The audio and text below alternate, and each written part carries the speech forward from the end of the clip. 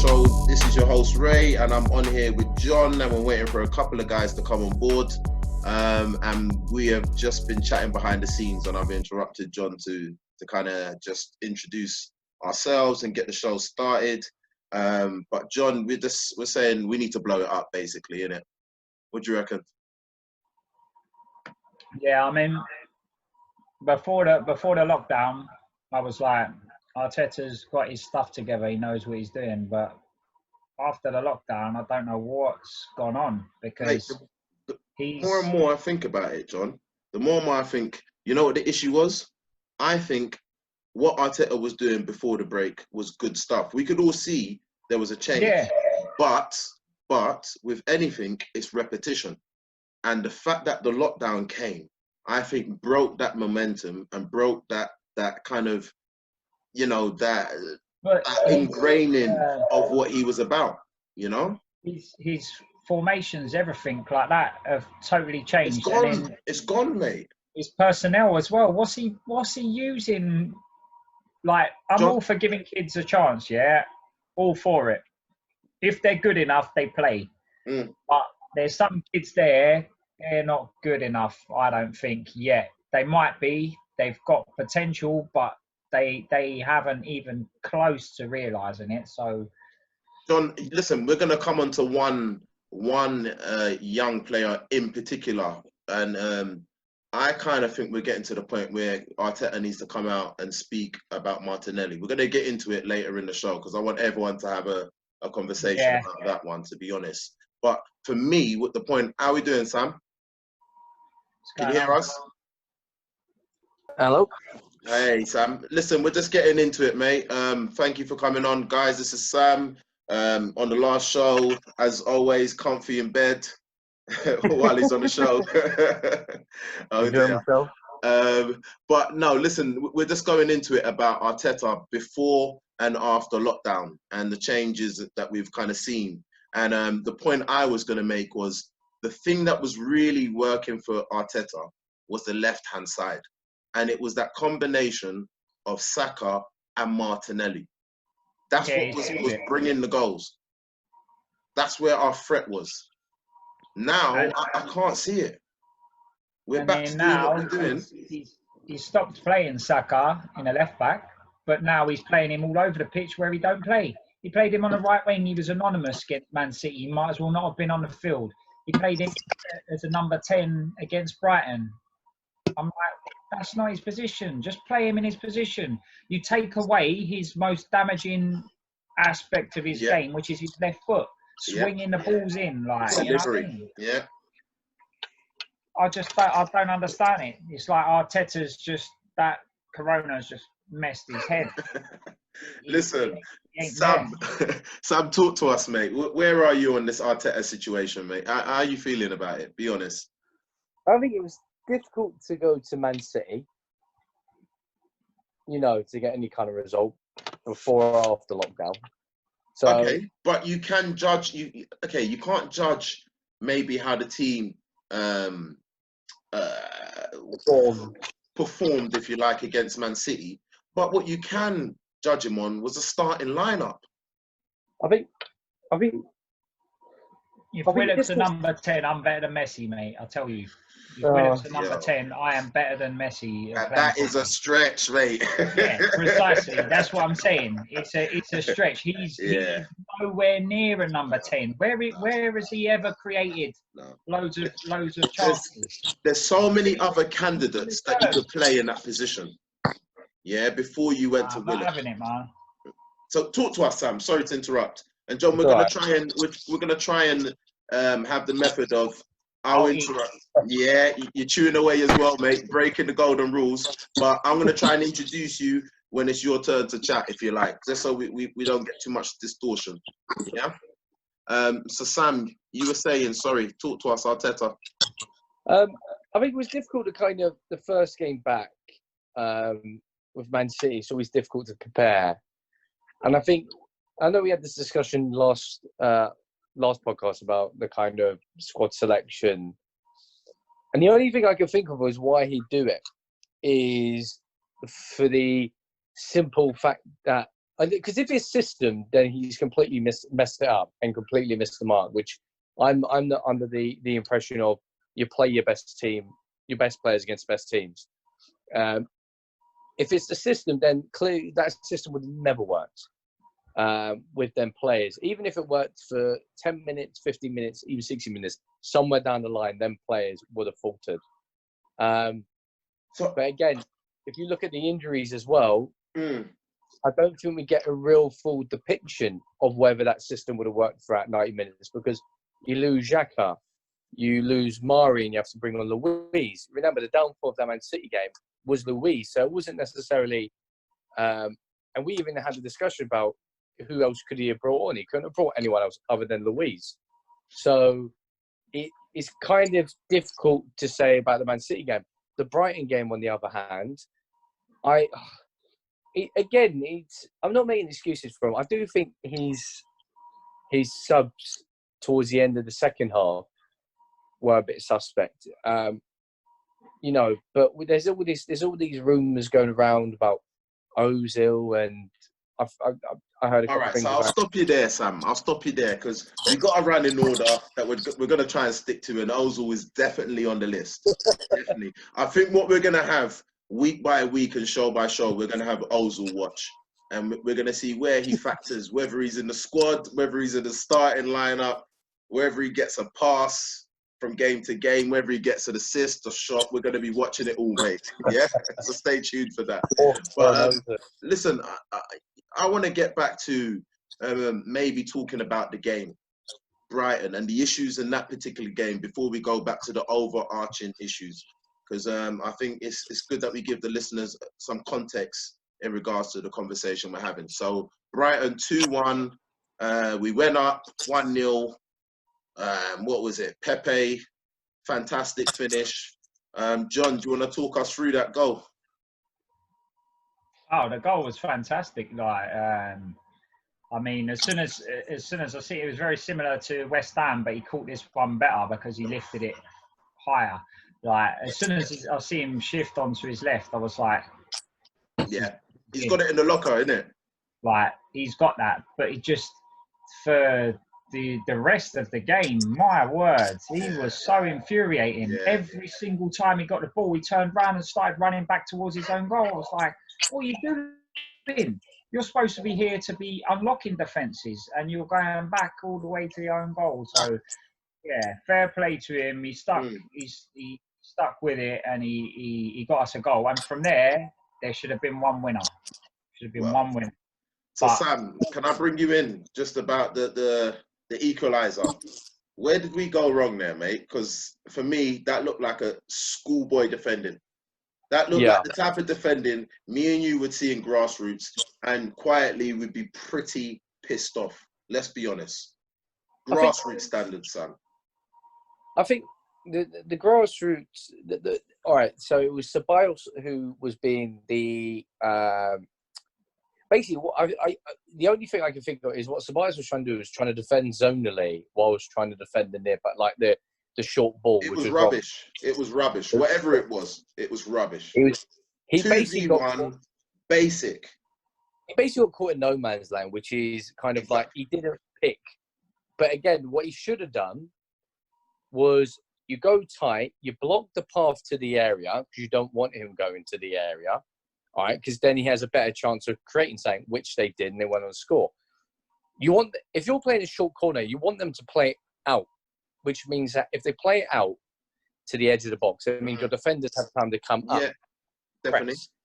So this is why I don't get what Ceballos is doing. Ceballos should have gone short, all right, and pressured Show them outside.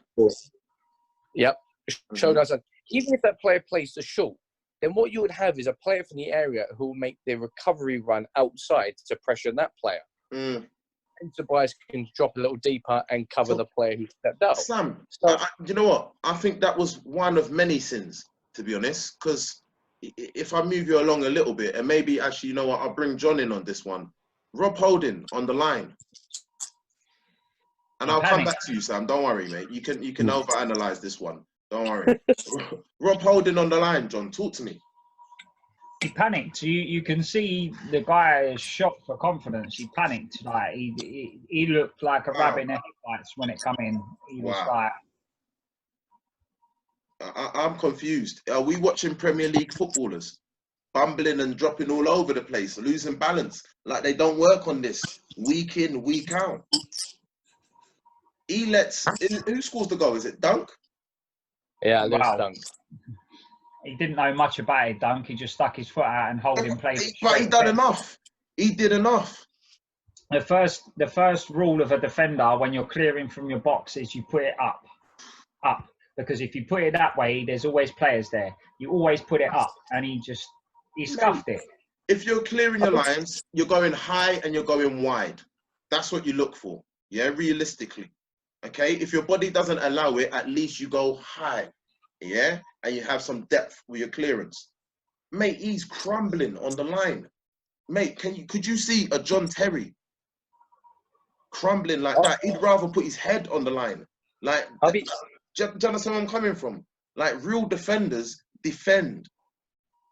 What's going on at Arsenal? Where's our like Socrates? Probably for me, Sam, is the only kind of real rugged defender that we've got at the club, and he's way past it. Like, talk to me about this goal, Sam, because like I said, we can overanalyze this one. I'm going to give Rob Holding the benefit of the doubt, because any other team, Chelsea, Liverpool, Man City, Leicester, I'm going to even throw an Aston Villa in there. Would never, the lower teams, like this is where people compare us to a team that's fighting for top 10 place, because the way we defend, you know, is like a relegation straggling team. Like, it's that little mistake that cost us. If you look at Chelsea, even Man U, Liverpool, Tottenham, they don't concede goals like this because the first phase of play they wouldn't let happen. And this is where it goes back to the conversation we had about Danny Ceballos, about is he actually good enough? Technically, yeah, he's definitely got ability, but I don't think he's cut out for the Prem, because his positional sense in that scenario was lackluster. And again, we're going back to that point of what he should have done. But again, even listen, Sam. Listen, you know what? As much as I said we can overanalyze this one, we've killed Ceballos to the nth degree, and I think I've probably been a bit harsh on Rob Holding in regards to the fact, just thinking about it, just to caveat it, in regards to the fact that he's been out of action for a long time. A hell of a long time. Yeah? Would we agree on that one, John? Yeah, with Holding, I think he's... Ceballos, I think, is I don't know, that's the next one. I don't know what Ceballos was doing there, because there was no space where the ball was going to be played to that he was marking. Somehow, and the geezer's onside as well. I couldn't get it. It didn't make sense. But John, talk to me about the second goal, because this one for me, I don't know whether it's brilliant play or it's just atrocious defending. And I don't know why it's always us. I don't know why we're always at the end of these type of goals, these sucker punches. Talk to me. I don't know. Do you remember the goal? Was it from a throw-on, Sam? I don't know. I can't remember exactly where it came from, but I know that Bellerin was non-existent and Holding again got caught out. Bellerin's on my list. We're coming to that, geezer. Don't worry about that. Keeper, I can't really blame the keeper. He done a couple of good saves when he come on. He hasn't really started a Premier League game. He done all right, Martinez. He covered his near post and the geezer dinked it over him. So yeah, nothing you can do on that one. I could blame the goalkeeper. Well, okay, we'll get into the keeper watch in a second, Sam. But I want to analyze the situation that led up to the given goal, because I feel like you're at 1-1. Yeah, you've got the ball in your half. You've got to be attuned. You've got to be on point. You've got to be focused. And I seem to think we have an issue with focus in our team. Conceding goals just before half time, conceding goals late in the game. Ridiculous goals that big teams don't concede. Not holding leads either. How long was we in front for? Oh my God. What, 4 minutes? It's ridiculous. Sam, talk to me. Well, I'll tell you what, before we continue, Sam, I think we've got Glenn coming through, guys. We'll just give him a second to just jump in. Wait for his audio to connect. Look at this guy, always got a fresh trim, always. And the barber's in open. How does that work, Sam? Talk to me. Glenn, how we doing, mate? What's going on? You good? Yeah. All right, thank you for coming on, mate. Listen, we've been getting into it about Arteta and his pre and post lockdown selections and decisions, and we've kind of moved on to talking about the game and analysing the 2 goals. So we've just got to the point where we've analysed the second goal. I think it was ridiculous defending, along with some good play from Brighton. Give us an overall kind of feeling on what you thought of the game yesterday. Well, it wasn't a good game overall. I think the lineup again still. I don't know what's happening with Martinelli. He's not Glenn, do starting. me a favour. Just turn up your volume just a little bit. It's up. That's the highest it goes. Okay. Yeah, go through. Yeah, I said with the lineup, the lineup was better than the other day. Mm-hmm. I feel like I don't understand why Martinelli is not starting. We're going to come on to that one, Glenn. We're going to come on to it. Let's keep going. Yesterday. We're talking about the game now. Talk to me. Defense was so poor, man. Poor. Again, man. This is why I just don't think he should be part of the Arsenal squad. He's not good enough. Right about now, we don't have solid defenders at this moment, man. And it's just not good enough. We don't have players that want to play for the badge at the moment who put their neck on the line for the team. Because remember, we only got 10 games left and we've lost 2 games already. We're done at it. We're finished. How are we going to get top 4, top 5 already? It's not good enough, man. What I was going to say, Glenn, was I don't know if it makes sense even analysing the game, you know? I don't know if it makes sense because the previous podcast, Sam, and I'll just unmute you there. The previous podcast, we spent the whole time talking about the overarching issues, the leadership issues, the culture issues, the lack of backbone in the club. And I keep coming to the point where I'm thinking, Sam, and I'll bring you in now. Mate, do we need to blow this up? And if we blow it up, where do we go from there? Because it's all well and good saying blow it up, but what happens after that? We're finishing mid-table right now. What are we looking at? Relegation battle next season? Like, am I being ridiculous here? What's going on with our leadership, mate? Talk to us. I think we've had this huge problem, I think, since the unbeaten season and onwards, and I've had this conversation with many people about, and it goes back to them. And watching the game yesterday, it reminded me of watching us against Stoke all them years ago. And I wouldn't say Brighton bullied us, but what they done smart was cynical fouls. And this is where it annoys me about the ref, is you have to pick up on those cynical fouls. You have to go, and if you don't do it, which their centre mid was just loving it, because. But Sam, in that case, and sorry to interrupt you while you're flowing. In that case, to play devil's advocate, fire with fire. No. Yeah. If they're giving out the niggly fouls, why aren't we doing that? Why aren't we being nasty bastards in football? Why are we always the nice guys in that situation? You know. So this is the point. So this is, I think, our downfall for many years, is we've always been the nice guys of football. And it's always been, oh yeah, they play great football. They don't foul people. Yeah, so, and I think the thing is I think that image of being soft is kind of perpetuated to the fact of where when we do get hit and we're on the floor, oh, it's just soft Arsenal. And again, that isn't the case because you're seeing, like, I think I spoke to you about I sent you something about the Neil Maupay situation. And I know people say, and reaffirm. This is why, if you're getting pundits to comment on something to do with goalkeepers, you should get a goalkeeper to do it. Because I've played in goal, and from my point of view, I've seen it happen before where strikers run into the goalkeeper, and it's more or less to pressure or intimidate. So they'll drop the ball or they'll fumble it, hoping for a mistake to pick it up and kind of. And what Neil Maupay done wasn't that. What he tried to do was push Leno out the box, and you can tell by the change of direction. Well, one, by the change of direction to his body, and two, the fact that after Leno had landed, he actually was pointing at the ref and then pointing at Leno, saying he's out the box. So he had every intention to gain the unfair advantage, which led to Leno getting injured. So, you know what, Sam? What I would say is, I think I tend to agree, and I think maybe we'll open up the conversation as you bring it up now on this Maupay, whatever his name is.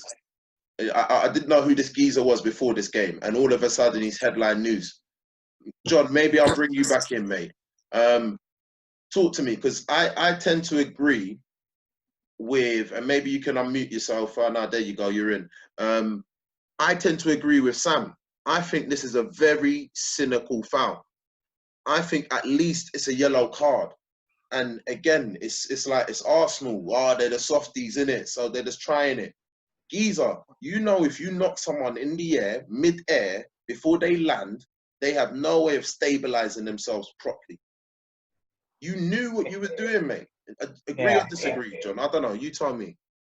For me, it baffles me how he got away with no booking. I'm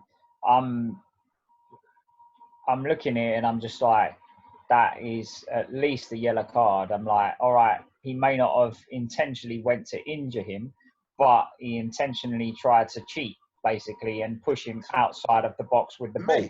That is.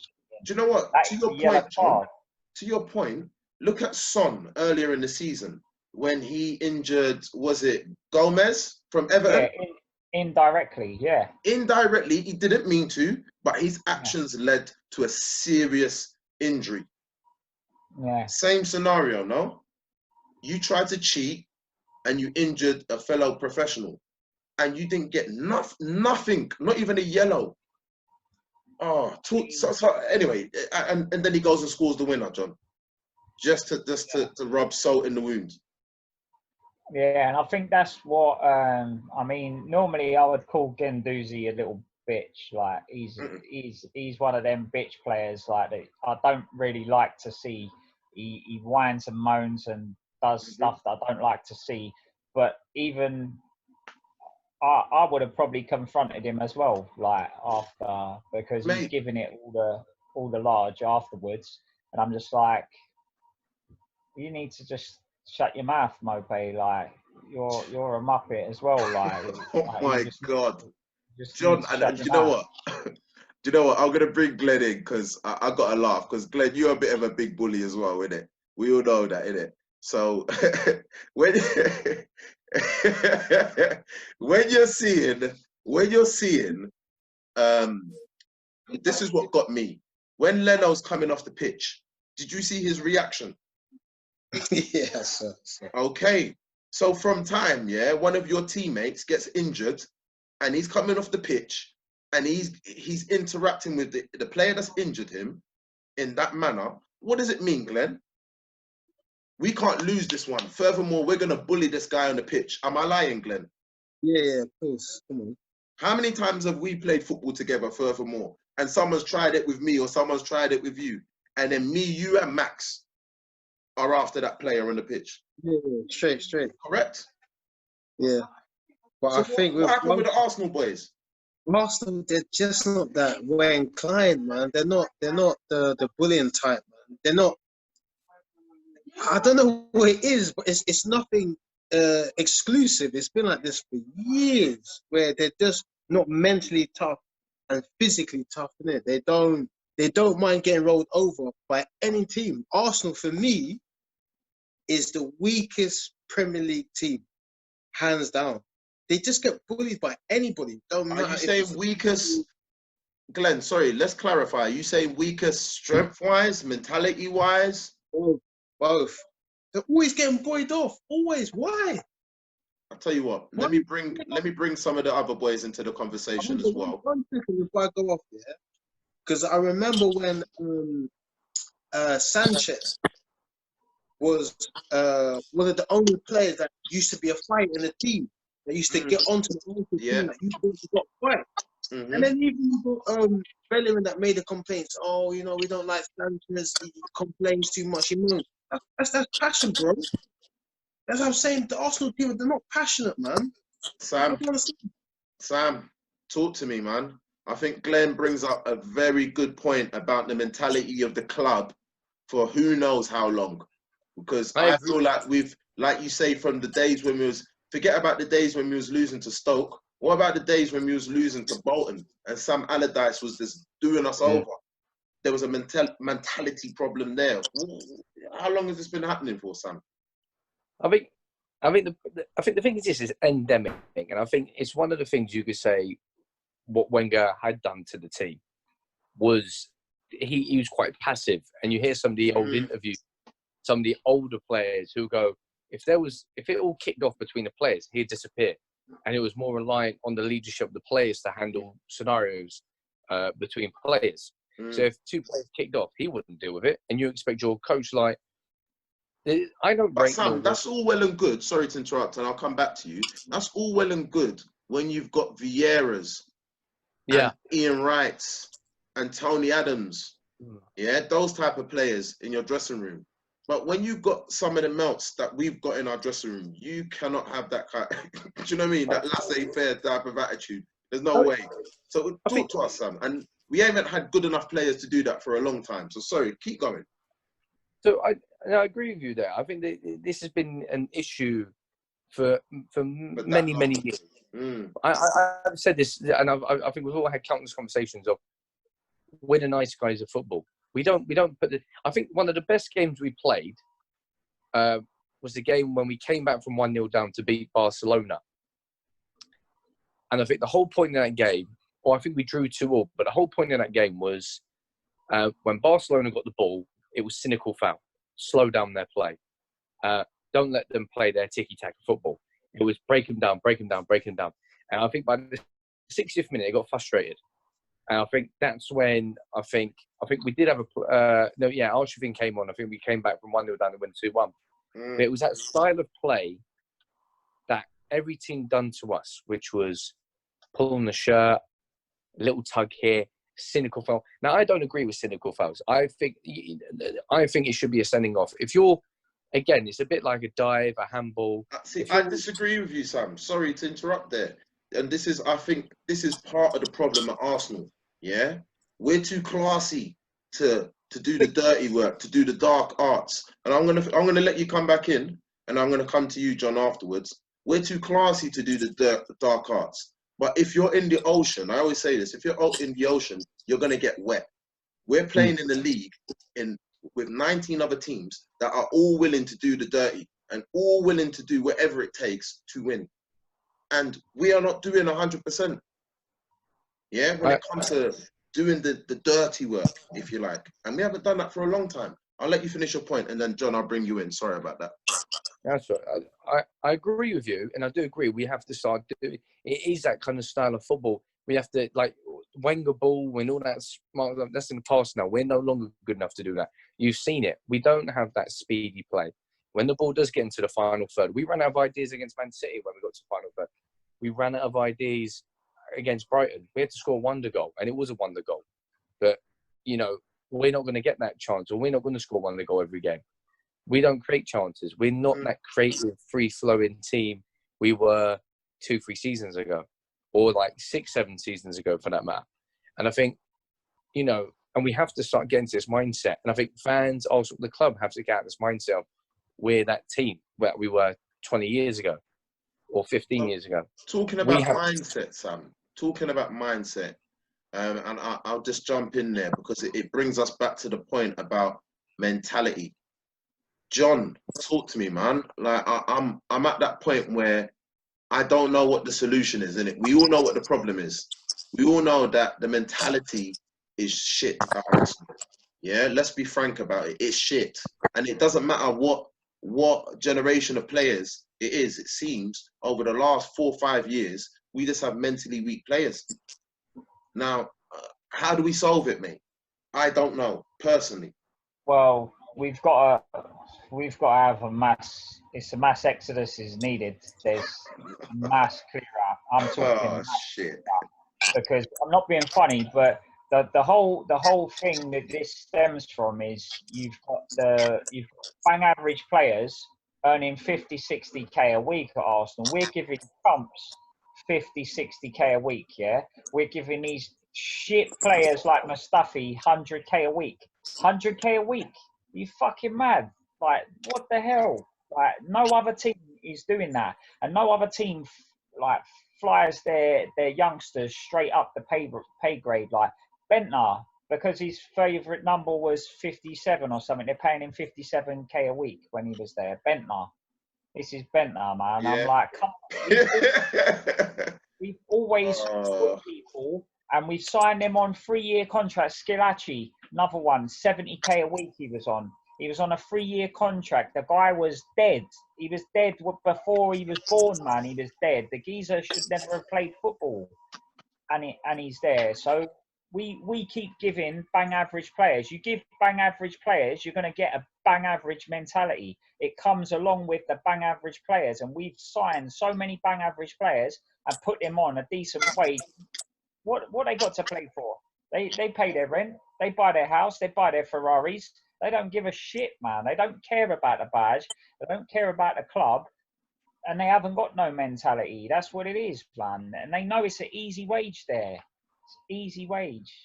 You know what, John? I think you make a wicked point, and you got me going, to be honest, because I'm going to bring Glenn in and just talk about this bang average mentality that I think has wafted its way into Arsenal with the bang average players that we've been getting in. And in particular, I want to pick on this mentality where whenever we buy from another big club, yeah, it's always their rejects, Glenn. It's always their rejects that are it's like Arsenal has become a retirement home. We used to be daddy daycare. It used to be the creche. There's so many kids there having a good time. Now it's like we've got a retirement home. Bare old guys coming to chill in London and collect a quick change. Talk to me, Glenn. Like, shall I name names? We got Czech. Agent Czech. Who is it? Is it Sylvester? What's his name? Sylvester, yeah. How? How's he get the team? Hey, you know the wickedest one? Gallas. For Ashley Cole. They and done he's us wearing over, number 10 mate. on his shirt. He wears number 10 on his shirt as well, bro. Bro, you know what it is as well, yeah? When it comes to business, when it comes to transfer, yeah? How do we get bullied out of transfers? So every time you want to pay for something, they say, no, if you're not paying it, you can't have the player in it. To the point where a lot of clubs don't like to do business with us. Yeah. They don't, because we offer stupid amount, or when we want to sell a player, we get backed into the corner and we get bullied. So this, for example, we said we want to sell a player for 40 million. And the team will say, well, no, we give you 30 million. We say, okay, all right, cool, we'll take it. What's that, bro? Mate, listen. What's that, bro? Without getting into a whole debate about our transfer policy, because I think that is a podcast in itself, to be honest. Because there's so many sagas with that one. The Czech summer, the Suarez summer, like there's the trolley dash summer. Like there's too many to go into. But let's focus on. What I will say though. Go on. When we're talking about the mentality of the team and stuff like that, you got to look at it like this. When was the last time Arsenal had a solid captain that is a leader? When he's on the pitch, you feel his energy on the pitch. You know what I'm saying? Yeah. Aubameyang, we know he's a world-class player, yeah? But we all know he is not a leader on the pitch. But we do the same thing again because we don't want a top player to leave. We give him the captaincy. The same thing. and we know he's going to leave anyway. Koscielny, he ain't no leader. He didn't even talk. He was a good defender at certain periods of time, but he wasn't a leader. Van Persie, he wasn't a leader. They're not leaders. They're just players that just want to play, do what they got to do. We don't have any leadership on the pitch. Back in the day, one of your centre-backs, even if centre-back wasn't a captain, but they had leadership. You could feel their presence from the back. You see what I'm saying? We don't have leadership. If you don't have the leadership from an experienced player, how's it going to go down to the young players? Even Guendouzi, I'm not the biggest fan of him, I'm not. But however, he talks. Yeah. The young guy talks. I can hear him shouting and screaming. Aubameyang gets vexed. No, what are you doing, man? You don't talk. You know what? You're not. You know what, Glenn? I have to agree with you. I think there was someone put a message in a WhatsApp group about Guendouzi's conduct during this whole situation at Brighton. And I was of the opinion, go on, Guendouzi, do your thing. I think there should have been more players angry from the get-go. That should have driven us. That should have been enough motivation to kick into gear. But because there's so many wet farts in this squad, yeah? And Sam, I'll come to you because I want to pick up not only on the fact that we had a young boy that's only been in the squad for how long, looking like the main leader in the group. Yeah? What is up with the leadership, as Glenn says? Captaincy is what I want to speak to you about in particular, Sam. What's happened to the last 6 or 7 of our captains? I definitely agree with Glenn. I think what you've got to compare scenarios, the Bernd Leno scenario, and then the scenario when Arsenal played Man U and Van Nistelrooy got Vieira sent off. And the thing I feel sorry for Guendouzi is everyone calls him moany and stroppy, but if there was 3-4 other players who were doing the same thing, you'd be turning around going, yes, a team.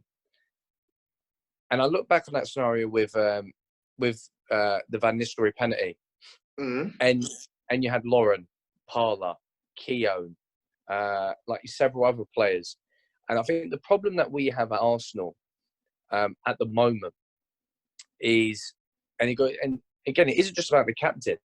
There's no leaders on the pitch. Like we can talk about RoboCop Xhaka and his movement. He's supposed to be the hard man.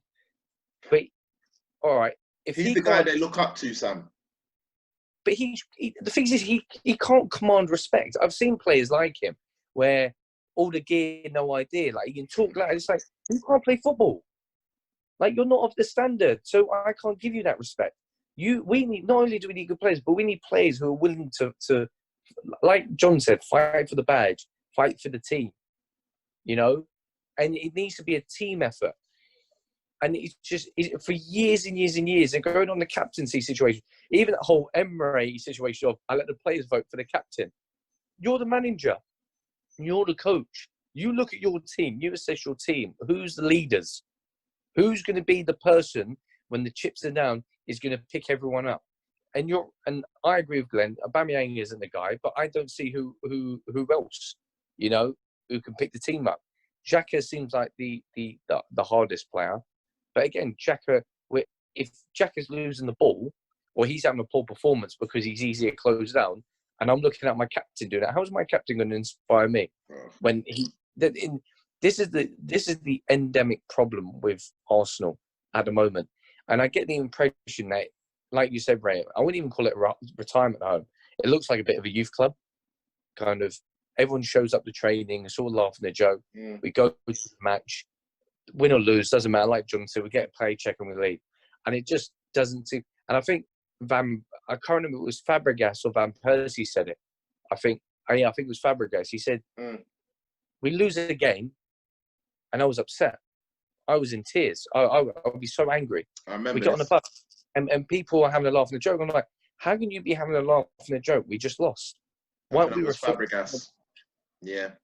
And again, and I think going back to that leadership point about what Glenn said about Bellerin complaining about Sanchez, Sanchez had I don't know how many people watched Michael Jordan documentary, but he had that Michael Jordan mentality of, if you're not pulling your weight, I'm going to tell you about it. And Michael Jordan, I look at his mentality and I think that's what Arsenal need. Someone turn around and go, I'm of this standard. I'm a player who wants to win. If you're not here with me to win, literally fuck off. That's what it was. And I think that this is the problem with Arsenal. No one's there to do that. No one's there to pull players aside and go, you're not pulling your socks up. And you know what, Sam? I think what we're going to do is we're going to take a quick break. Sorry to interrupt you, but we're going to come back on this captaincy topic because I think it's a key topic that we need to discuss. And John, I think we'll get you on the other side. So guys, if you just log back into the same meeting, we'll meet on the other side. Yep. Cool. Cheers. You're watching the Typical Arsenal show with John, Sam and Glenn. And I'll see you on the other side. Cheers. Bye.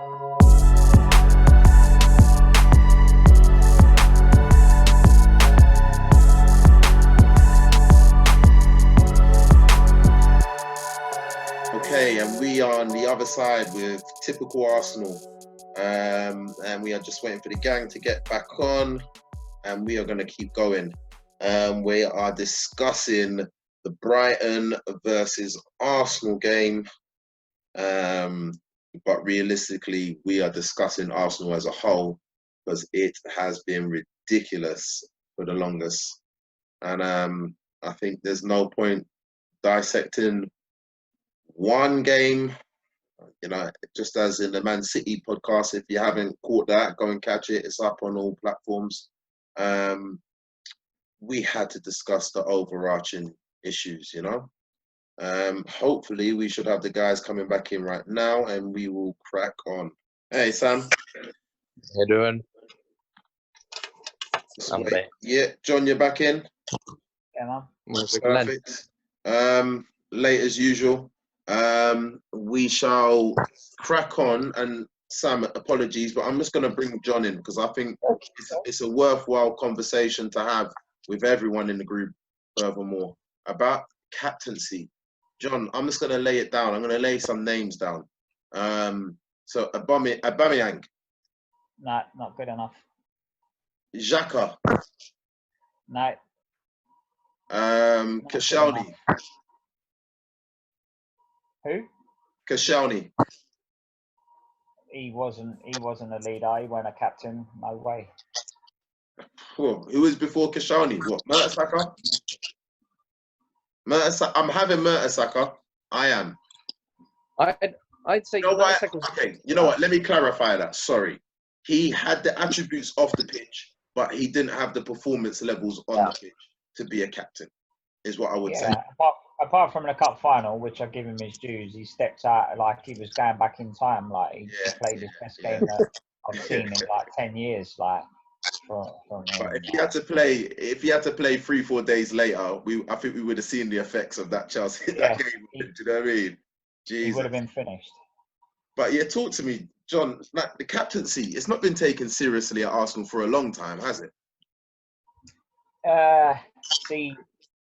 There was defining moments in the team. All right, with some of the players, I might suggest you'll probably be like lightweight and shouldn't have been. But I wanted a British captain, a British guy, and I wanted to give it to Wilshere or Rambo when they were there. I think they lead on the pitch by example. They lead on the pitch, playing football the way I want to play football, which is attacking football. Now we don't have that, and they also was Arsenal fans. You see how emotional Ramsey was when he left. It become him, you know what I mean? And these players that are there, they don't get it. They don't get that. It doesn't you need hurt. to be able to get that and register it in your head that I'm playing for this team. I should thank my lucky stars I'm playing for this team. And every time I go out there, I'm going to leave it all on the pitch. That's what you should be feeling when you put on that shirt. These players, they don't. And I don't know how to get that back. You need someone who is coming from another club now that is going to be like an Arsenal supporter from another club who supported them when he was younger or whatever. and needs to go on and show that passion again, or you need someone with the work rate of Sanchez and the attitude that he had to get the team up and be like, listen, you need to start performing like I am week in, week out. Like I use all my energy when I go out there. I bring it every time. Like even when I'm having a bad game and giving the ball away, I still give the energy. You know what I mean? Like, and we need to get that back, because these players, they don't have it. And if you don't have it before and there's no one there to teach you it, how do you learn it? My concern... How do you get it back? I don't know, John, and I'll be honest with you. My concern is, okay, we've got Aubameyang, and it's kind of like a Thierry Henry type decision. He's your game changer, so you give him the armband because he leads by example on the pitch, you know? And I kind of get that, but my main concern, mate, and I'll let you come in, is about the future captaincy. The future captain should be in the squad already. We know Aubameyang's going anytime soon. If it's not this season, it'll be the following season or the next, realistically. Who's the next man in line? Who are we breeding to be the next captain? Because I can't see it. And if you tell me Bellerin, and I'm going to bring you in, Sam, on Bellerin. Don't worry. You're next on that one. Don't worry. John, talk to me. Future captain. Where are we going with this? So with Bellerin, if you would have said to me 2 years ago, before his serious injury, I would have said, you know what, he gets it. He gets Arsenal. He understands, and he's got the attributes to be someone who would have a go at people. But again, I don't know what's happened to him, but he's come back and he's not just slow. He can't defend no more. Bombed. He's not vocal. He just looks like he's out of energy every time. After 10 minutes, he looks like he's done. He looks like he's blowing and he's done. That's it. It's finished. I'm like, how can you be that? What's your age? How old are you? I'm like, how can you be a professional footballer at any standard and not be able to complete a 90 minutes to a high standard, like energy wise? I'm not even talking about his defending or his pace. His pace is gone now, but I don't understand. It's just gone from him. Do you know what? What's baffling, John, and I think I'll bring Sam in on this as well. I just don't get where this player that was looking amazing at, I don't know, 18, 19, with all this pace and all this flipping threat in the final third. I don't understand where he's gone, if I'm honest with you, Sam. And I definitely wanted to discuss Bellerin, because I thought not only does he doesn't look quick anymore, or he doesn't look as quick, but his positional sense was all over the gap. And it has been for a little while now. You know, after lockdown and before lockdown. Talk to me. What's your assessment of Bellerin? Where are you at with him? I think I do feel sorry for Bellerin because of his injuries, and you're thrown in he's been thrown in the deep end a bit. And I think, you know, he's a bit hot and cold at the moment. And I think it depends, his performance depends on what the team's performance is. So if the team's doing well and they're defending well, I think he doesn't need to take as many risks. He doesn't need to gamble as much. It means he can sit back in the right back position, knowing that, Pepe or whoever's in front of him, so he doesn't have to bomb on as much. And I think it is that whole kind of process now of even looking at the last goal against Brighton, how nervous we've become. And it goes back to that culture now of the lack of leadership, the lack of physicality. We're just a bundle of nerves. And I think that's what Bellerin's going for. Or maybe the fact that Bellerin's trying to overcompensate. I'm the longest serving player. I know what it means to be an Arsenal player. And he's most probably trying too hard to maybe get an extra yard and to try and to close out. And what we're seeing is most probably, poor positional sense. Most probably him trying a bit too hard and he makes the wrong decision. Or it's that he notices that his teammates, like the last goal, was pure nerves and poor decision making, because so that flick on, You either show the defender a yard and let him hold the ball, or if he makes that pass, you know you can read it, and you know, yep, I can track back, or you go in there to win the ball, and it was just 50-50. So Sam, I'll ask you this question, a definitive question on Bellerin. In the summer transfer window, Juventus come in with 35 million. They want Bellerin.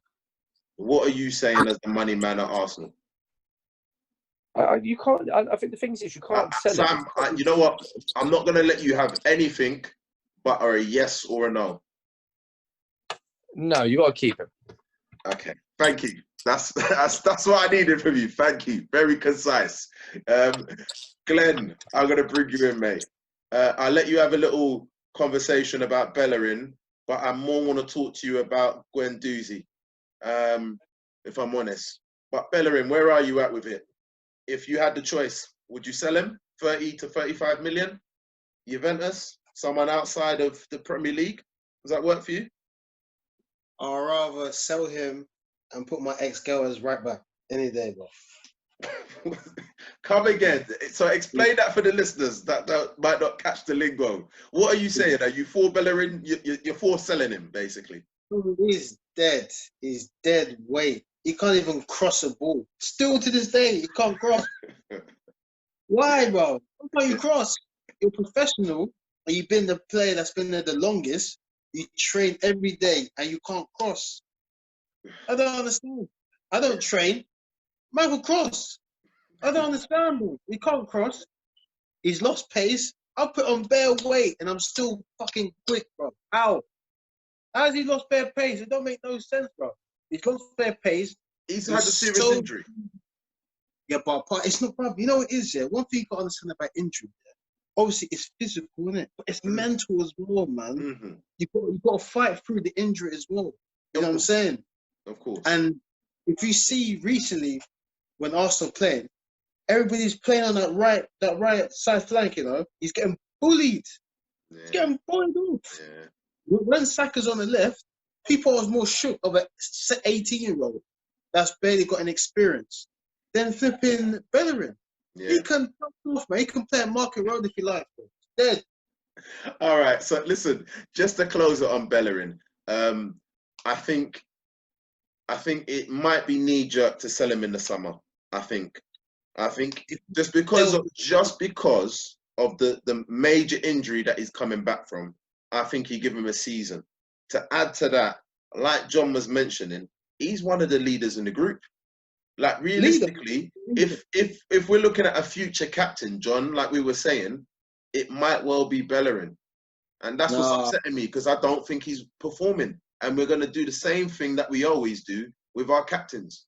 They're either not in the team, or they're not performing, or they want to leave. But listen, we'll move on swiftly, Glenn, and we'll stay with you, and we'll talk about Guendouzi, another player that I want to ask you a definitive question, but I'm going to give you a chance to, give your opinion on him. Where are you at with him? I'm not a fan of Guendouzi. I can't lie, man. What's not doing it for you? I don't see. He reminds me of Xhaka in a sense of what is your job. No, hold on. Let me explain. Yeah, like see with Xhaka and Guendouzi, what are you meant to do? Because Xhaka is meant to be a DM, yeah, and Guendouzi is meant to be a DM / number 8. Go on. What does he do? I don't understand. He can't. He doesn't score goals. He doesn't assist. He barely creates. Does is throw his body in the middle of 2 defenders and puts his hand in the air and say it was a foul. To the point where referees know his game plan. He did it yesterday. Yeah. I agree. He does that, and then he's ready to pass. Bro, cut your hair and fix up, bro. What's he doing? He's dead. I don't for his age. Yeah. I know players his age that are better than him. He's all right. You know what? I'm going to ask you a definitive question. We played a little game in the last podcast, which was basically keep, loan, or let him go. Yeah. So keep, loan or go, Guendouzi. I'll loan him. I'll loan him. Okay. Okay. All right. That's fair enough. All right. So you know what? I'm gonna bring you in, John. Guendouzi, how you feeling about him? I think I gained a little bit more respect for the man after that game yesterday, because he was the only one that seemed to be acting like a man, out of the whole squad, if I'm being honest. I'm calling out people straight. How you feeling about Guendouzi overall? At the end, yeah. But actually, in the game, when you're supposed to be stepping up like a man and doing shit, done nothing. And that's not just on him, because he is young. And I do think if he was loaned out to like a regimented manager who actually works on each player's position, I think you would get back 10 times the player that he is. He's got potential, but he needs to get that little bitch game out of his game completely, because he's too much of it, like all the time. Yeah. Silliness that you don't need. You don't want to watch it in a football match, and you just don't need it. If he just concentrated on the game and someone worked with him, that's why I'm surprised he hasn't really improved his position. Arteta must be. I know them two have had their differences, and that might be why he hasn't worked with him one-to-one. But he should be pulling him and saying, this guy has got potential, let me work with him, work on his position, because he reminds me of Kolo Touré, when Kolo Touré used to start for Arsenal and he played in the centre of midfield and he looked like a headless chicken. He didn't know where he was supposed to be at any one time. He didn't know if he was meant to go forward or back. Like he didn't have a clue. He just put himself about all over the pitch. Yeah. And that's what he reminds me of, Guendouzi. So, you know what? I think you made a really good point. And I think Glenn kind of made the same point as well. And maybe this is where I'll bring in Sam. Thanks, John. In regards to, I feel like this is probably a problem we've got in our midfield in general. But Guendouzi is a jack of all trades, master of none for me. He does a little bit of this and a little bit of that, but what does he do extremely well? Does he break it up extremely well? Is he an expert at that? No. Is he an expert at giving and going? No. He's not even fit to flipping clean Arteta's boots when it comes to doing that role. Arteta was metronomic with it. Give, go, perfect weight of pass, in your stride, proper football. What does Guendouzi bring to the final third, Sam? Talk to me. How are you feeling about him? Because as much as he impressed me yesterday in regards to his attitude at the end of the game, I still got major reservations about what he brings to the team. I think the biggest problem that Guendouzi has, and again, it goes back to that thing about leadership. So you see who he plays alongside. Ceballos, who positioning is atrocious. It played out of position. You could say, again, you know what, Sam? Sorry to interrupt you. You could probably say everything that I've just said about Guendouzi, about Ceballos. Yeah. And that's part of the problem with our midfield. You know? So you got to think who, again, about that, taking that responsibility. So who's there next to Guendouzi, showing him the ropes? Tell him, like when Fabregas started, he had Gilberto, Vieira. You know, you even had Pires and Lundberg in that midfield. You had like astronomical midfielders saying, this is what you should do in this scenario. Imagine Xhaka turning around to Guendouzi saying, you should do this. And knowing that Xhaka's got it wrong, Ceballos doesn't play a holding mid. So, you know, Guendouzi's going to get it wrong. Guendouzi doesn't know his decision making is so bad. All right, so let me ask you a definitive question then, Sam. Let me ask you a definitive question. You're one of his coaches, down at London Colney. And Arteta says to you, listen, you just got to pick one thing to improve this kid on. What are you improving? What's going to make this guy step up to the next level? What does he need to work on? Because there's potential there. I think. Agree or disagree? Talk to me. I definitely agree. I think it's twofold. One, Arteta as the manager or the coach has to turn around and go, what's his position? Is he, because he played some good passes from that deep line midfield role, but it's kind of like, is he the holding mid that plays the kind of Makelele role where he breaks down play, releases? I think he can do that. But again, he needs support from the players around him with that press movement because he gets lost. He loses his head. And his positional sense is atrocious. But again, do they want to play him more attacking? Well, I don't think he can be a playmaker. I don't think he is that number 10 role. So someone has to turn around to him, pull him aside, and give him the Maitland-Niles treatment of, we're playing you here because this is your best position.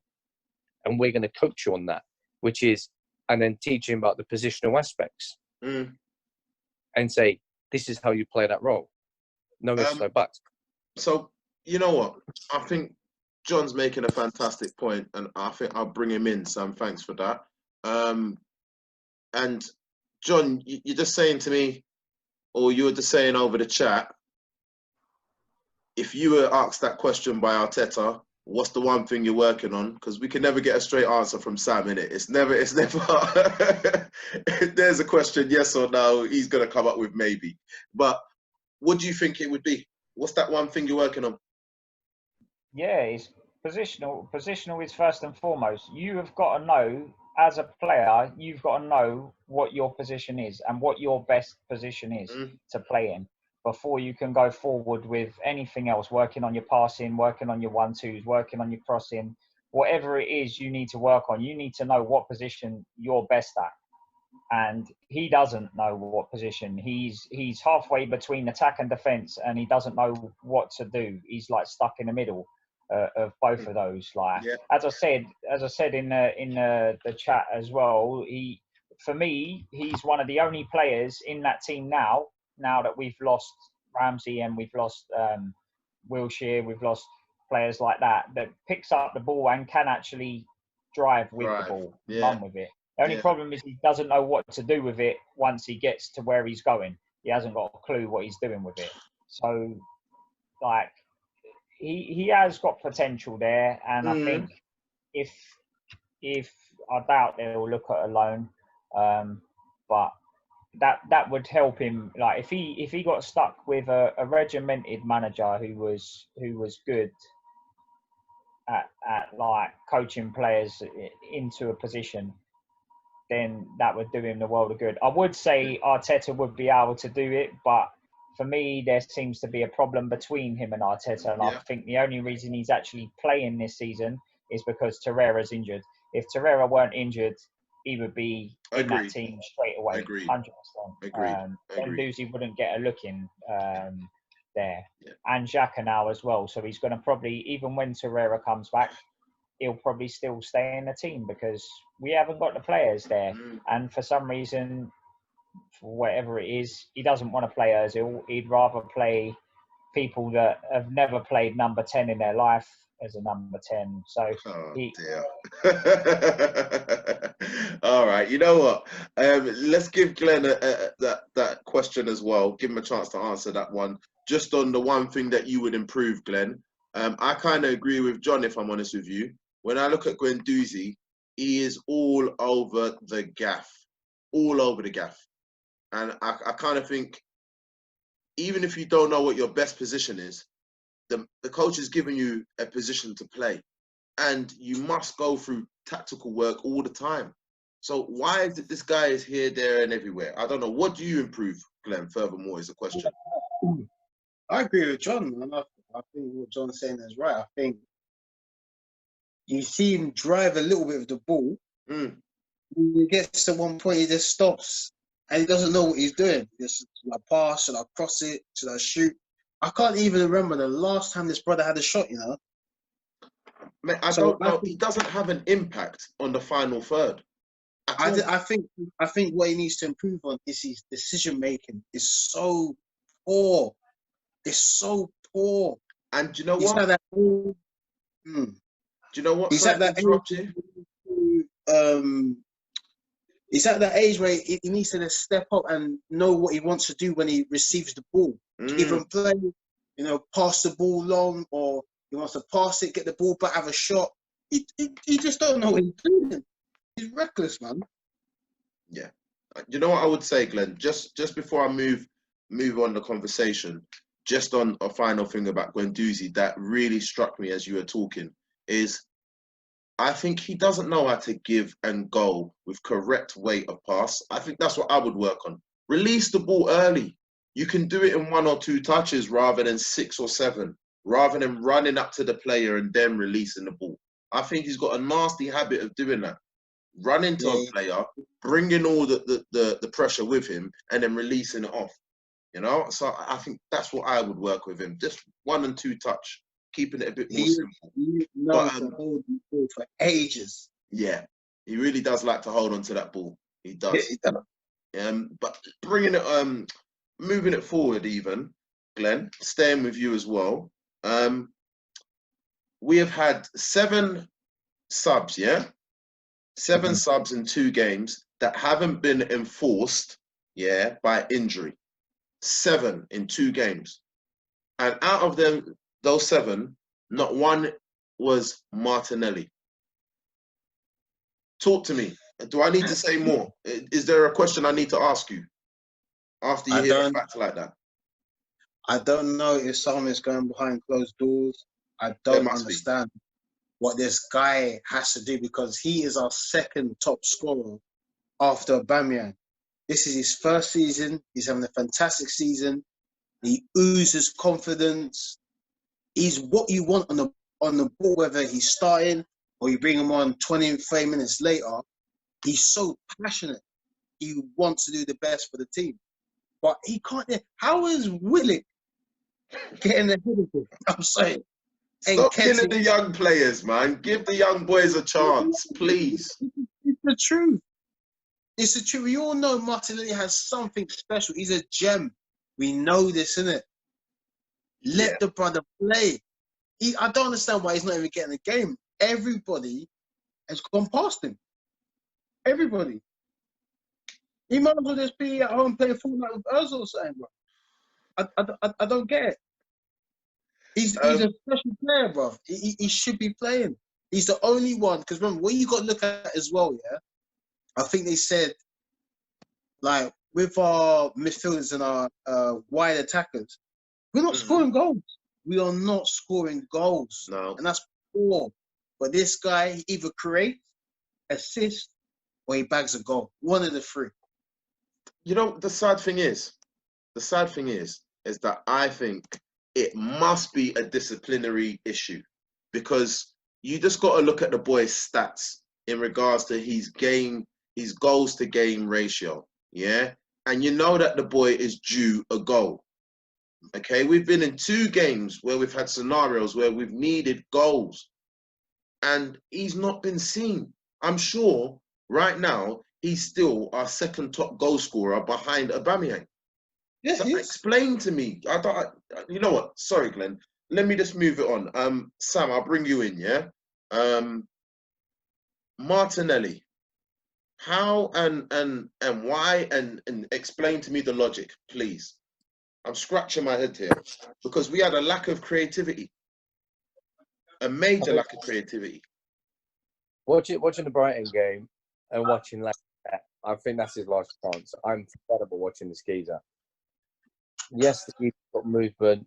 Yes, the geezer, but for some reason he's lost his scoring touch. He's sapped with all confidence. And Sorry, I agree with Sam. Glenn. Sorry, just interrupt. I lost you there. Who are we talking about? Lacazette? Lacazette. Okay. And he's sapped with all confidence. And I agree with Glenn. Martinelli is a player on the rise. He's young. He's got pace. He's got skill. He needs to start.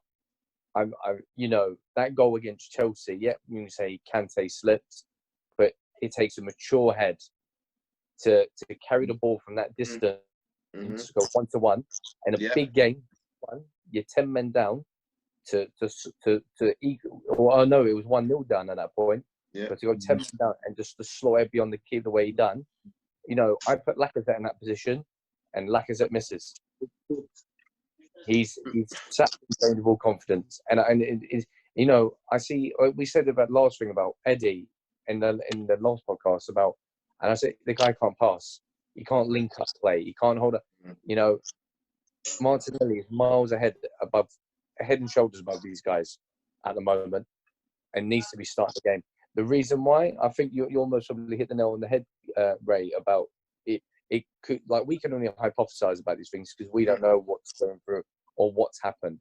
It might even be the lad's still young. He's come over from Brazil. It could be a language barrier. There might be a series of things that are happening behind the scenes that we would never really know about. But the logical thing is he needs to start these games. I think Brighton, if he plays against Brighton, we have a better outlet than Lacazette. How much influence he would have had on the City game, I'm not really sure. But you could have set we had Eddie up there. I think we would have had more of an impact with Martinelli up there. So I'm not. Do you know what, Sam? Just to interrupt, mate. One thing I started off the show by talking about was the fact that the thing that made Arteta successful before the lockdown was the link up between Saka and Martinelli down the left-hand side. So what has gone on? What has gone on? And John, maybe this is where I bring you in, mate, on the convo, because I think it's a madness, is it not? Like I don't understand. I'm baffled as to why this kid who's looking at one of the most hottest prospects in Europe, furthermore, is not getting a game at Arsenal Football Club, where we struggle to score goals. Furthermore, forget about goals. We struggle to get shots on target. Well, that's the thing as well. You got to look as well Aubameyang on the left wing. For me, why is your player that isn't really a hold-up player, isn't really a creative player, why are you playing him in a creative position there and taking away what he does best, which is score goals? He's there to score goals. I don't even think Aubameyang is this super class player. Yeah, he's an amazing finisher.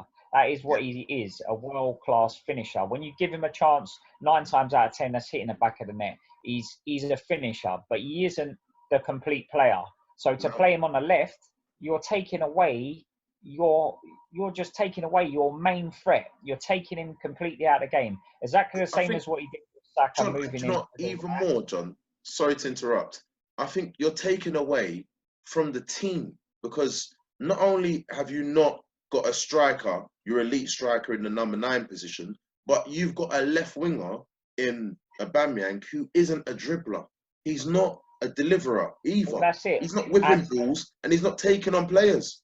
And that brings you on to Martinelli, who can take on players, who's shown that he's capable of dribbling with the ball. He can play comfortably on either the left or right wing. Why wasn't he starting as a spearhead with him on the left, Aubameyang in the centre, and Pepe on the right? Why not go with that? That's a more potent strike force. Lacazette doesn't fit into that. He doesn't fit into that. Do you know the worst thing? Sorry to interrupt, and I know you're going to agree with me, and this is why I'm interrupting you, mate. The thing about Martinelli, why I love the way he plays so much, is he's amazing on the ball, but where he embarrasses every other Arsenal player is that off the ball, his work rate is off the Richter scale. Agreed? That is what every young kid who is breaking into a team as big as Arsenal, that's what they should give every game.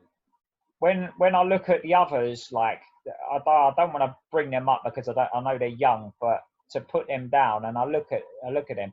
Eddie did have a work rate. Willock disappeared upside his own bum. He disappeared. Like he might as well have not even. He might as well stayed in a hotel or on a coach or on a plane or whatever. He shouldn't have turned up. Reece Nelson, another one. When I see him, I'm just like he brings him on twice ahead of Martinelli. When you got Martinelli there, I'm like, I'm sorry, but no. If you're looking to get a goal or you're looking to go for a game, you look at Martinelli and you think, yeah, you've got a player who's a game changer. I don't look at Willock. I don't look at Nelson. I don't look at Eddie and say that they're game changers and they'll win you a game. So as I said, he's been on the pipe, Arteta. I don't know what he's done, but he's been on the pipe, mate. I tell you, because mate. I don't know if I can go as far as saying he's on the pipes as of yet, but I think he's under a tremendous amount of stress and pressure. And I think the Arsenal manager job is a big weight to bear. He's brought more pressure on himself by not playing his best team. More pressure on himself by not playing his best team, and keep persisting with youngsters, some of them that just ain't ready. Saka has shown when you play him in his position, or even play him at left back, as long as he's on the left side, he's ready. 100% he's ready. Play him on the right wing, he's not ready. He looked like Reece Nelson, at the game, not involved. I'd argue. Listen, I'm not going to argue with you in regards to the starting lineups that he's been picking. Furthermore, I'm of the opinion, I think Arteta, he's lost his marbles a little bit just in these last 2 games. The substitutions that he's made, and even the substitutions before lockdown, had me concerned. But I think I'm going to just bring Sam in, just because we're coming into the last 5, guys, and I'm not sure where Glenn's disappeared to. But you know what? More airtime for us to have a little chinwag about Martinelli, Sam. What do you reckon? Like I was saying earlier, I think he is one of the foremost youngsters in Europe, up and coming youngsters. And we've got youngsters, just like John described, Nketiah, Willock, and Saka. And fair enough, they've come from our academy. So we want to give them minutes because we've invested a lot of time and effort and energy into these boys. Fair enough. But it's obvious that this South American kid is amazing. So how is he not starting in a shit team like we've got that can't beat Brighton? I think it goes back to John's point that you made earlier about kind of the leadership and kind of bringing in players who come from the academy, who live and breathe Arsenal. And I think that's what Arteta was trying to do. Is you've got Nelson, Eddie, Willock, Maitland-Niles, that's sure. But that whole thing of we want to bring players through, players through who have come from the academy, who bleed the red and white, who've been in the academy for years, know what it's like to be Arsenal. And I think there is a point to say, okay, right, Martinelli's quite new, but I think it is even them players that we should be even discussing about. You know, as much as, Aubameyang's just I saw a stat saying that we 1 goal from our midfield, which shows how atrocious our midfield is. But it's always just over-reliant on Aubameyang. But I just don't think the guy's creative enough, and that we have to cater our game to suit Aubameyang so that he gets goals. Like the last couple of games, I think the goalkeepers made a mistake where the ball's come from a short and we've won it. It's come to Aubameyang and he's hit a poor shot. You know, and I think even Aubameyang's lost a bit of confidence because the game against Brighton, the last couple of games, he hasn't been as sharp as a finisher. And again, it goes back to the point about Martinelli, about why is he not starting. Forget the youngsters. I'd be looking at Lacazette and Aubameyang going, look, you may be our captain. You're not playing like our captain. Again, it goes back to that Xhaka point. If you're playing poor, you've got 17 goals, right? But I'm looking at you against City, and you're not pressuring their defense. You're not asking questions of defense. So I can look at you as my captain and say that you're inspiring me to perform.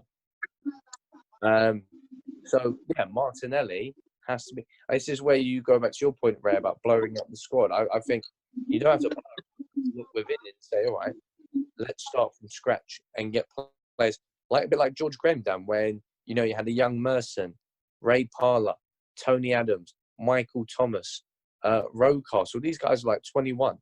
Built a squad around them and ended up winning the league. Yeah, it took 3 full seasons, but won the league. Wenger still had that squad of Adams, Winterburn, all them players, and built around them again, with the French players, and it kind of built that championship winning team again, and I Sam, think I'll tell you what, I'm just going to interject there, Sam. Apologies, because I am just looking at the time and I'm hoping I can squeeze another 5-10 minutes out of you guys. We've just got Glenn back. He's finally, where were you? Glenn on the toilet? Getting a munch? Yo, they You did. didn't even give us the heads up. You just disappeared into a black hole, mate. You were there 1 minute, gone the next. Listen, guys, if we come back in the same meeting and we finish up with the score predictions and what we think is going to happen against Southampton and maybe the lineup as well, that'll be fun for another 5 minutes. If we're all okay with that, just give me a thumbs up and then we'll go again. Yeah, I Perfect. can do that. All right, so you're with the typical Arsenal gang, and we're going for our last break before we come up and we finish with the last 5 and score predictions for Southampton. All right, cheers, guys.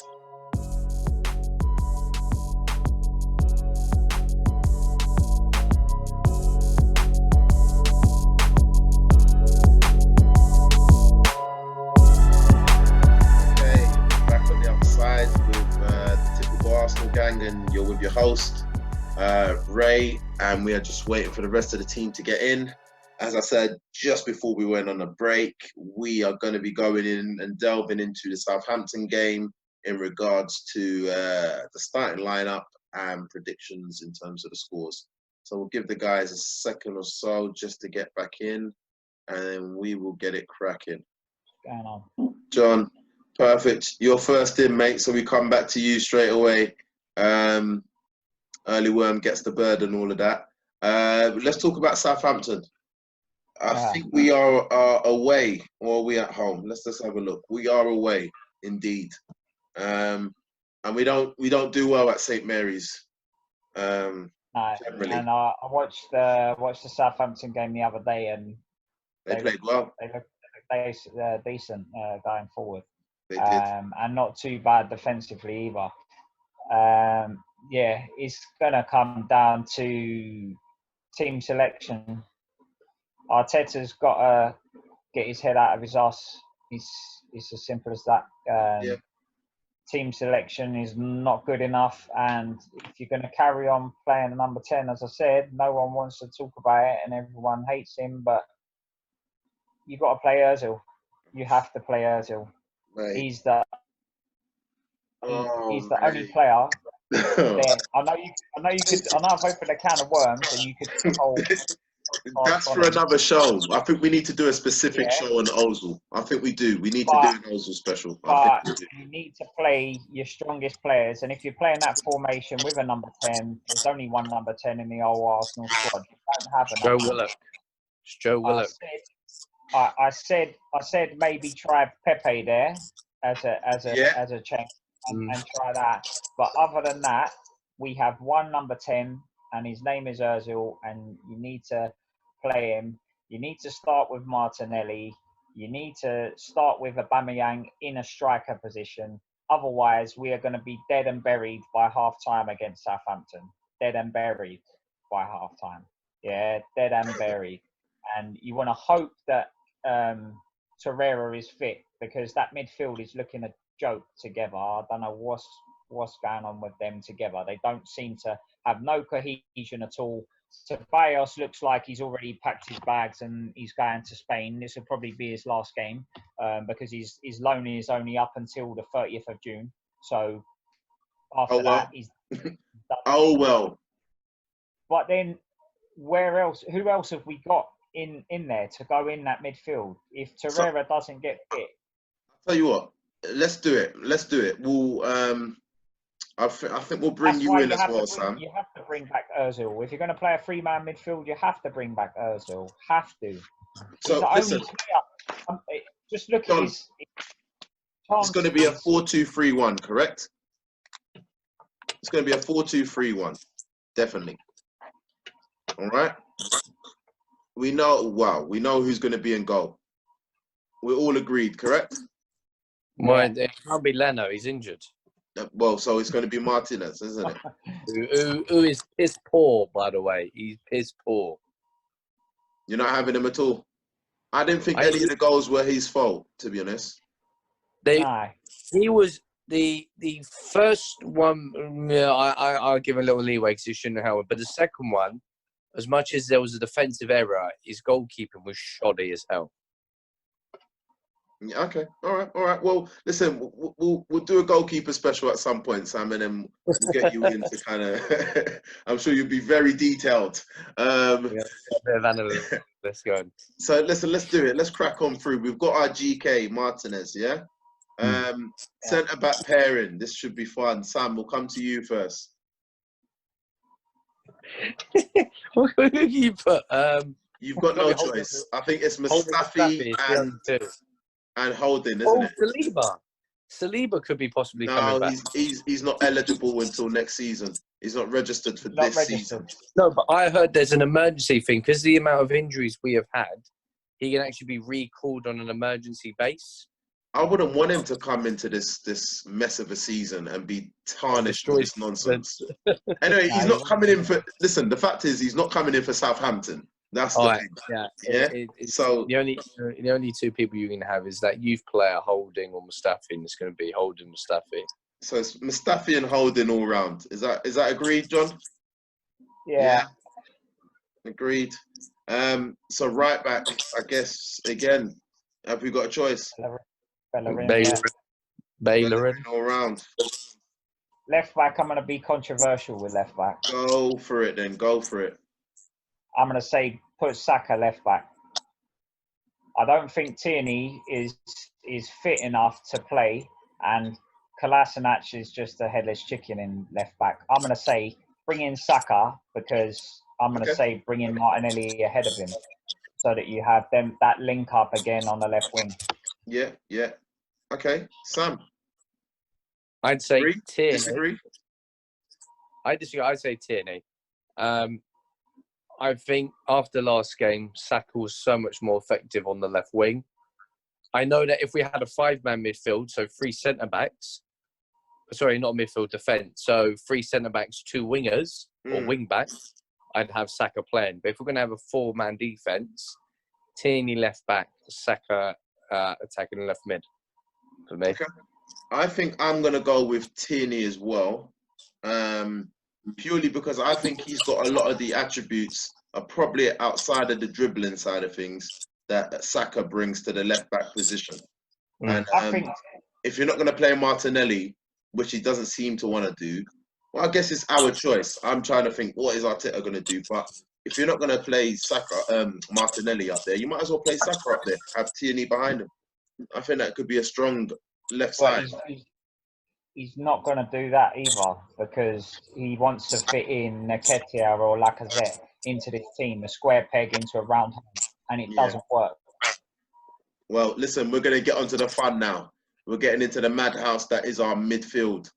We're going with a midfield 3 and a number 10, as per usual, even though we don't have an abundance of number 10s, or centre midfielders, or defensive midfielders. So Mesut all day long, Mesut. All right, so John, you're going Mesut as your number 10, obviously. He's the only player with a little grain of class in his little finger is more than the rest of our midfield, and that's enough for me. Okay. The rest of the midfield have got their head up their arse. They give us your other 2 names for your midfield, John, just quickly. Well, I would hope that Herrera would be fit, but if he's not fit, then you haven't really got a choice. It's Guendouzi and Ceballos. That's it. That's a very good point you make. That's your choice. That's There is a controversial choice. Don't even say Willock.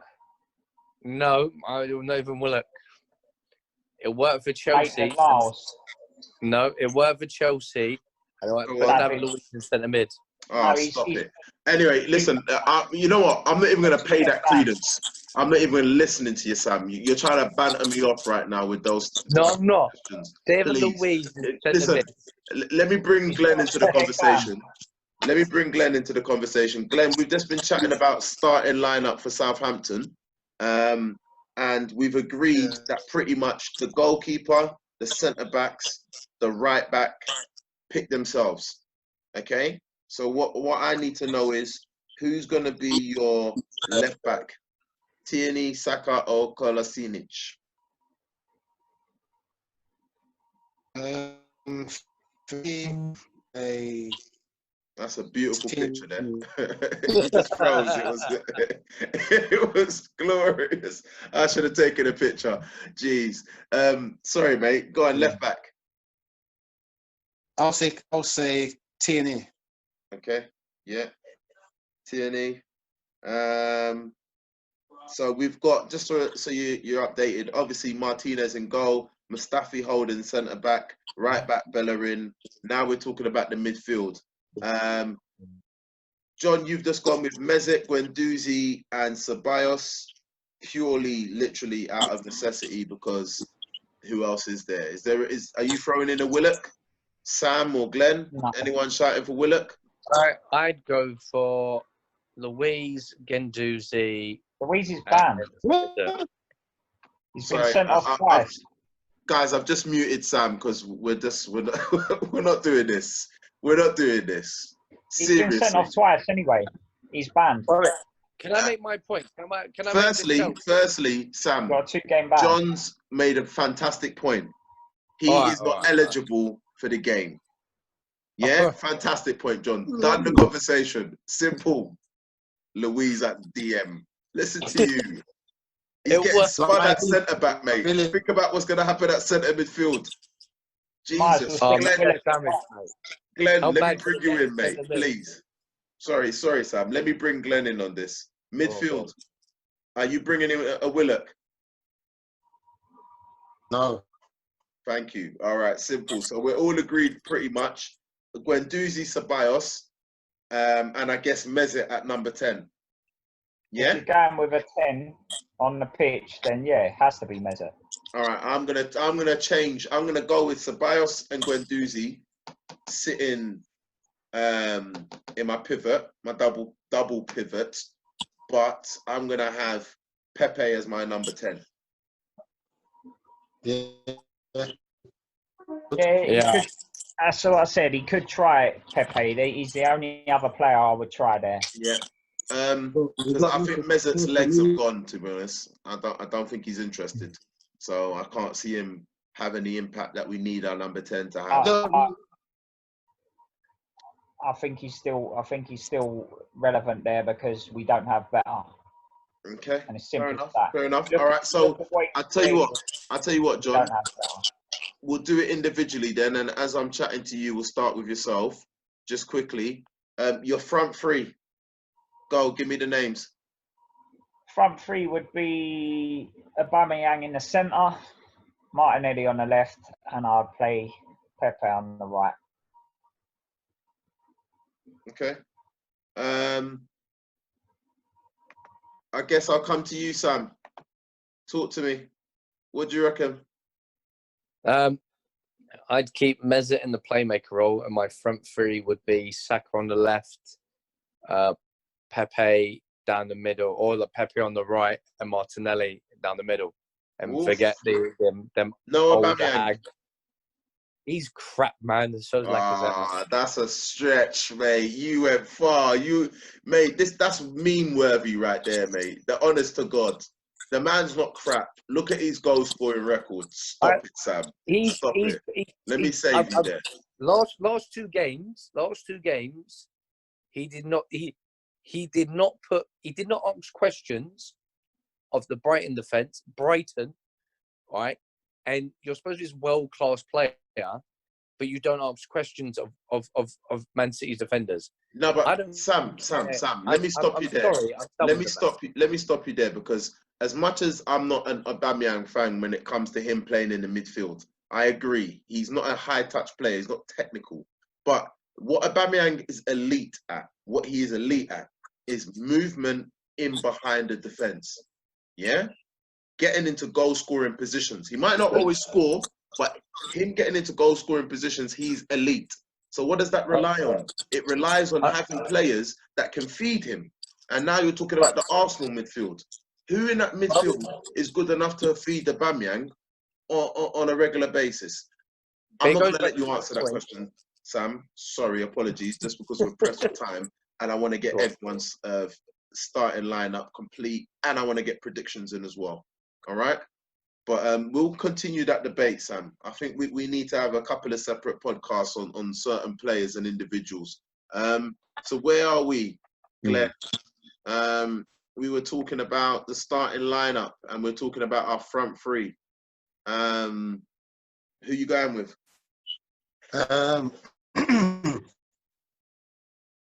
I would have back top. You would have who? Sorry, Martin. Aubameyang up top. Aubameyang. Yeah. What you might need to do, Glenn, is just message the chat with your answers, or until your internet sorts itself out. All right, so message the chat and we'll put your selection down, Glenn. No stress. We'll come back to you in a second. Sam, I'm gonna come to you, mate. And we're gonna have a little chat just about what you think the score is going to be against Southampton. And maybe I won't go to you, Sam, because you look like you've fallen asleep there, but I think your screen's just frozen. Just my luck. And Glenn, you look like you're frozen as well. So, John, I think we're the surviving two, mate. We are the surviving two. How hilarious is that? Well, I'll get better internet. In front of them, man. I'm telling you, mate. You know what? Glenn's back. I got to get a picture of that. That is just hilarious. I'm sorry. So, John, talk to me. What's your score prediction, mate? What are you thinking? It seriously has a lot to do with his lineup, who he plays. If he goes with any of the same shit that he played against Man City or Brighton, 2-1 Southampton. Okay, you know what? Let's go with the proviso that you've picked the team that you think is going to win the game, yeah? With your team, are we winning that game? We can, because we have to form any semblance of finishing in the top half of the table, not even in the top four, just to finish at the top half of the table. If they don't turn up for this Southampton game, that's it. All right. I've got to push you for a score then. Talk to me. So if he plays who I want him to play, if he brings Martinelli and Ozil back in that team, then I reckon we can snatch a 2-1. I reckon they'll still score because our defence is poop, and I reckon we can win. We can win 2-1. I said it in the last game. Arsenal is the best bet for both teams to score. Yeah, I would say result and both teams to score, but both teams to score guaranteed. Lump on, you're in the money. They're guaranteed. I guess I'll come back over to you, Glenn. Hopefully you fixed your glitches, and we'll get a score prediction from yourself for the Southampton game. That's a straight loss, bro. No, you are struggling, mate. He's striking different poses, like every time, innit? Strike a pose. All right, Glenn. I don't know, mate. We might need to give up on it for tonight, mate. I'm gonna just mute you and then bring you over to Sam, and then we'll try and see if you can sort yourself out, Glenn. Yeah. Maybe go to that good part of the house. You know, that bit of the house where you just hold it up in the air and you catch the signal. No? Okay. Sam, talk to me. Starting lineup we've got. With your starting lineup, what do you reckon? Assuming Arteta picks the players you pick, what score are you going for? I have no faith in this Arsenal team, and I think we'll lose. Same. I think 3-2, 3-2 to Southampton. 3-2, 3-1. I just think we're just so. Are we home? Even forget that. We are so. No, we're away, but they've got no fans there, so it shouldn't really matter. But and we talk about Tottenham being bottle jobs. We, at the moment, we're gonna lose. We're gonna lose. I'm going by the logic. If I say we lose enough, we'll win. And the next time we do this podcast, everyone can turn around and go, "Oh, Sam got proven wrong." That's what I'm hoping for. But no, I have no confidence in this team, and it wouldn't surprise me if we lost. Yeah. Glenn, thank you for that, mate. I've got your prediction there. 2-0 loss. You're predicting as well. No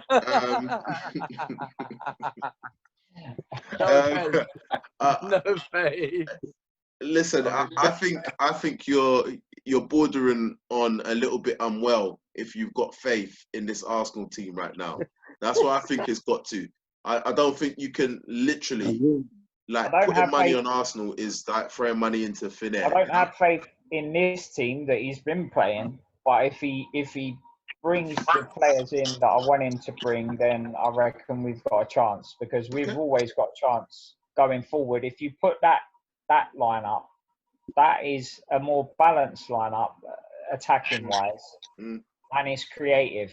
Like Martinelli on the left is creative. Pepe, all right, he was going backwards for a lot of the Brighton game, but he has got that creative ability. And then give the creation to the man who finishes. He does finish, because, as I said before, he's not world-class overall player, but finisher, he is. Elite finisher, definitely. He's elite. And you know what? I think you make a good point. Just before we call it a day, and I give my score as well. Play players in the positions that they play. Does that make sense? Just keep it real simple. That would really help. I am going to go for a 2-2, because I don't think we've got it in us not to shit the bed, to be honest. I think we will score. I think there will be a reaction, but someone will do something stupid and we'll concede a late goal, or we'll concede early and then rally and score 2 late goals. That's the way I see it going, but we shall see. So boys, listen, we're just in the end game. It's any other business. We've got literally 2 to 3 minutes. If you want to give a little spiel on anything in particular about Arsenal, any rant you want to have, this is your opportunity. Anyone want to put their hands up for that? Sam, listen. Sam, pundit, they can all know what they're talking about. Sam, do us a favour. Sorry, just because you were glitching a little bit just at the start, and you've got a funny look on your face as we speak. Can you start again? And I'm going to put you on the clock. Everyone gets no more than a minute and a half. Okay? No problem. All right. So your rant starts now, mate. Feel free. Who are you talking about? Rio Ferdinand, Steve McManaman, Michael Owen, all these BT Sport pundits can get lost. I think pundits in general can get lost, because I think the way they talk about things, and it's like their whole thing's gospel.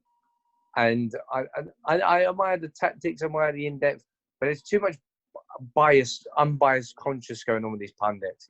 Like Rio yesterday with the Neil Maupay and the Bernd Leno situation. I know full well if that was David De Gea, he would be going, that's disgusting behaviour. And and I feel like you have to get rid of that on, because what Neil Maupay done was essentially ruin a player's career. And we always say that we don't want to put down a player, and I don't want to get on the whole bandwagon of, he should have been sent off. No, he shouldn't, because the rules of the game, that is a challenge that warrants sending off. But if the referee isn't going to pull him aside, have a word, book him, then it sets the standard for the rest of the game. That means that the rest of their team... seconds left. Keep going. And that's what happened. That's what happened in Brighton. So, and again, pundits are allowing this whole behaviour to go, it's wrong. So, all these pundits can go to hell. Perfect. Love that, Sam. and to be honest, if I'm being frank with you, I think I totally agree. I think a lot of the punditry on BT Sport is pretty piss poor. It's pretty average, to be honest. There are some good ones over there, but there are some real bad ones. And I don't like to call out names. Well, actually, I do like to call out names. Michael Owen is one of the worst I've ever heard. Worst. Just not game is too hard. Got the personality of a wet fish. You just want to just throw him up.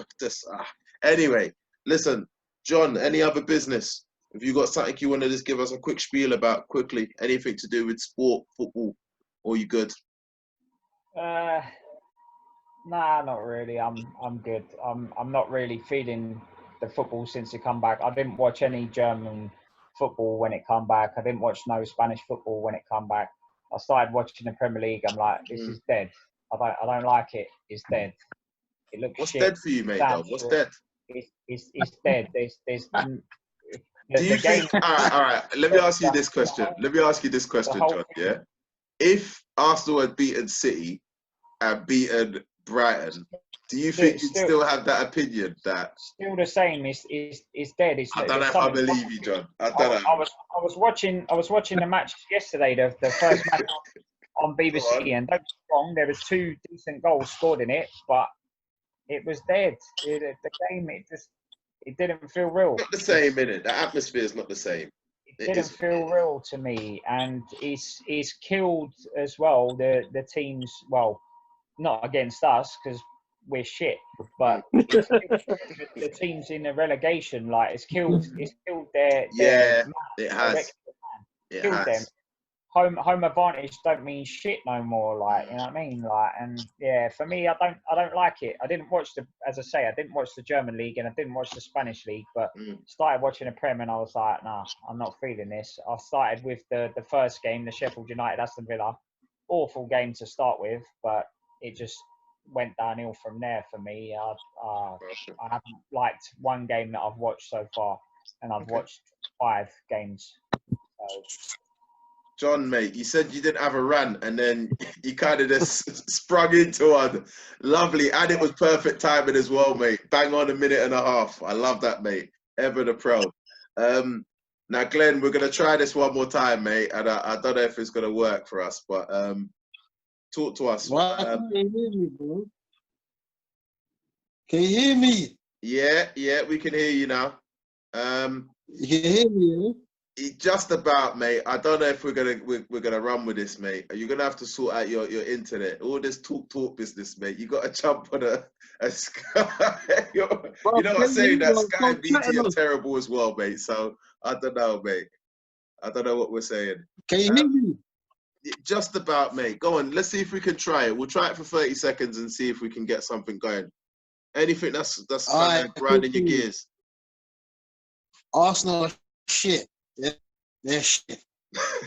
That's what I think. Yeah, they're shit. And they're like one of them dead dads that keep saying he's gonna come check you, but he never checks you, bro. That's Arsenal, isn't it? Yeah. You know when your dad said he's gonna come see you on the weekend, and he promised you, innit? And he didn't show up. He never called you. He tried calling his phone. He went to voice, and never heard from your dad. In the next 2-3 weeks, that's Arsenal. Oh, allow it. You never hear me say that, yeah? Okay. Sorry, Glenn, I lost you there a little bit, but the analogy had me giggling, mate. Yeah, Arsenal are just not reliable, are they? They're just not reliable. And the sad thing is you can't exchange a team. You know what I mean? We're stuck with them for life. I have more faith in my bar than Arsenal because I'm guaranteed a 6 room. Mate, say it again. I said I've got more faith in my barber because I'm guaranteed a 6 room than believe in Arsenal right now, bro. Okay. Yeah, well, mate, I don't know where to go with it, mate. I don't know what we say about this team. I don't know how we rebuild, but we're going to go again because obviously we are Arsenal fans and we're going to torture ourselves and watch Southampton versus Arsenal and probably come up with the same moans again. But listen, boys, I'm going to wrap it up there. I really appreciate your time. Sam, Glenn, John, as always, thank you. Hopefully we can touch base again in the next couple of days for a couple of the other games as well. Just give us a wave and a goodbye, guys, and then we'll call it a day. Yeah, I knew, but you're frozen now, so look. Take it easy, chaps. See you later.